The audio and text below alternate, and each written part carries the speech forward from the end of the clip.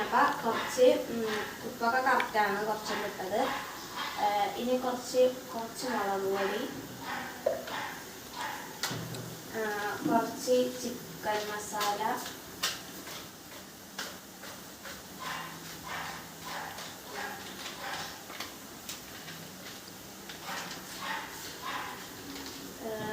കുറച്ച് വേറെ തോരി മസാല, ഗരം മസാല അത് ഇട്ട് കൊടുത്തിട്ട് നന്നായിട്ടൊന്ന് ഇളക്കിയെടുക്കുക.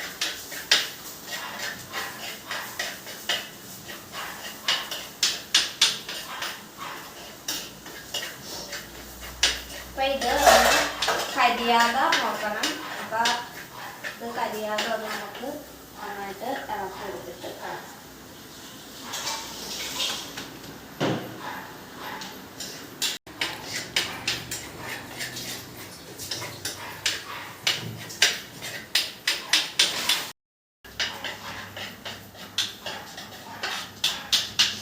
നന്നായിട്ട് ഇളക്കി യോജിപ്പിച്ചതിന് ശേഷം നമുക്ക് ഇതിനകത്തേക്ക് കുറച്ച് കുരുമുളക് പൊടി കൊടുക്കാം. കുറച്ച് കുരുമുളകുകളുടെ ഫ്ലേവർ കൂടുതലായിക്കോട്ടെ. അപ്പോൾ കുറച്ച് കൂടുതൽ കുരുമുളക് ഇടുന്നുണ്ട്.